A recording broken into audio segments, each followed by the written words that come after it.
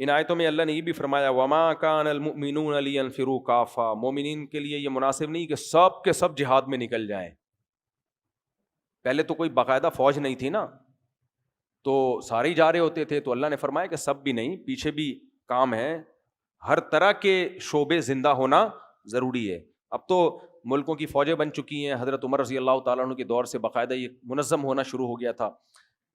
تو اب تو فوجیں، اب تو ظاہر ہے اب فوج لڑتی ہے، لیکن اگر فوج کسی ملک میں ناکافی ہو جائے لڑائی کے لیے، کسی اسلامی ملک کی بات کر رہا ہوں، تو پھر عوام پہ بھی جہاد فرض ہو جاتا ہے. اور پتہ ہے جہاد ایک ایسی چیز ہے کہ جب فرض عین ہوتا ہے نا تو حکومت پر واجب ہوتا ہے کہ اگر فوج کمزور پڑ رہی ہے تو جتنے جوان ہیں ان کو بھی لتر لگا کے بھیجے وہ بارڈر پہ، سمجھ رہے ہیں، اور ان کے لیے پیچھے رہنا جائز نہیں ہے. اور اگر وہ بھی کافی نہیں ہو رہے تو پھر عورت پہ بھی واجب ہو جاتا ہے کہ وہ بھی لڑے جا کے.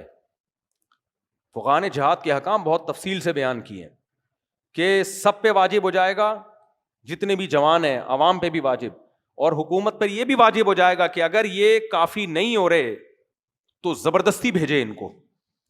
تو ہلکی چیز نہیں ہے اپنے ملک کا دفاع اور قوم کا دفاع اور جو ہے اہل اسلام کا دفاع، یہ اتنی ہلکی چیز نہیں ہے کہ لڑو. آپ اب دیکھو ملک میں جب کوئی لڑائی شروع ہوتی ہے لوگ فوجیوں کا مذاق اڑانا شروع کر دیتے ہیں، کچھ بدبخت لوگ. یہ بہت بڑا جرم ہے، یاد رکھو بہت بڑا جرم ہے.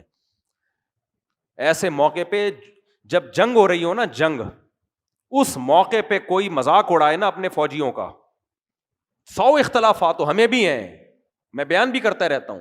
جنگ کے موقع پہ کوئی صحافی ایسی بات کر رہا ہے جس سے نیگیٹیوٹی پھیل رہی ہے، سمجھ لو یہ ملک کا غدار ہے. ایسے میں تو حق بھی چھپا لیا جاتا ہے، حق بھی چھپا لیا جاتا ہے. اس میں حق اور باطل نہیں دیکھا جاتا، اس میں یہ دیکھا جاتا ہے کہ کون سا ایسا کام ہے جس سے بارڈر میں لڑنے والے فوجیوں کے حوصلے پست ہوں گے. کوئی بھی ایسی بات کی جائے، ایسے میں حق بھی چھپا دیا جاتا ہے. اگر کسی کی غلطی ہے اس کو بھی پردہ ڈال دیا جائے گا.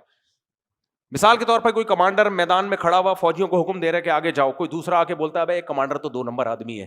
یار اب کہنے کی کیا ضرورت ہے؟ اس کا مطلب یہ ہو کہ آپ امیر کی اطاعت اس کے دل میں اس کا جذبہ کم کر رہے ہو، تو یہ تو ڈی موٹیویٹ ہوں گے، یار ہمیں 2 نمبر آدمی کی اطاعت ہم کر رہے ہیں. بھائی اس موقع پہ جب جنگ ہوتی ہے، ایمرجنسی ہوتی ہے، اس میں سب نے مل کے فوجیوں کا حوصلہ بڑھانا ہوتا ہے اور سب نے متحد ہو کے دشمن کا مقابلہ کرنا ہوتا ہے. چاہے سوشل میڈیا پہ کریں، چاہے میدان جنگ میں، بھائی سارے اختلافات ایک طرف، لیکن ہم اپنے ملک کے ساتھ ہیں.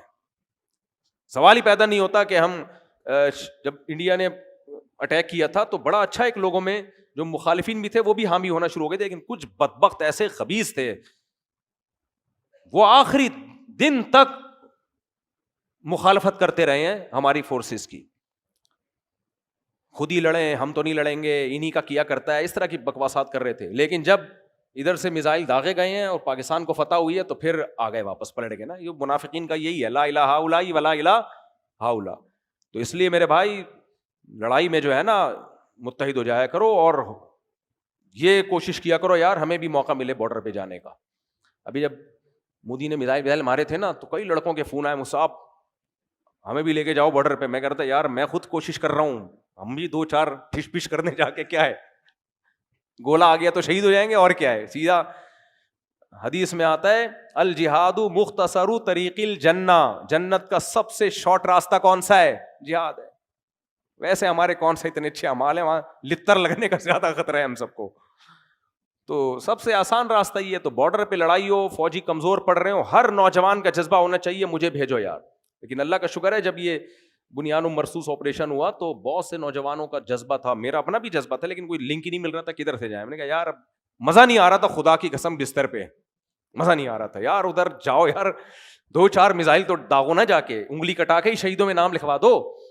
تو ایسے موقع پہ یہ جذبہ ہونا چاہیے. یہ بےغیرت قسم کے جو صحافی بکواسات کر رہے ہیں نا، ان کی مت سنو. اس موقع پہ کچھ بےغیرت صحافی ہیں، وہ گند ہی ان کے منہ سے ہمیشہ گوں ہی نکلے گا.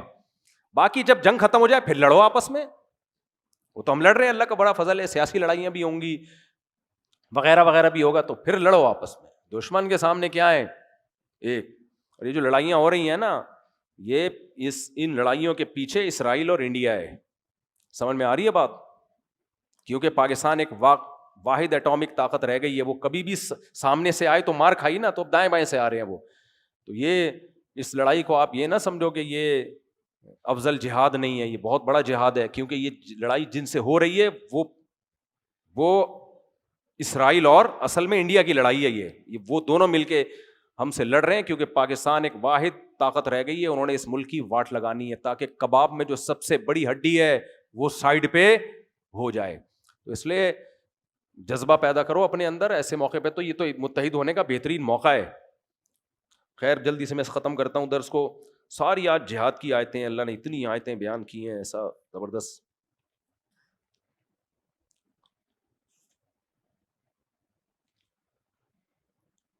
یا ایھا الذین آمنوا قاتلوا الذین یلونکم من الکفار ولیجدوا فیکم غلظہ.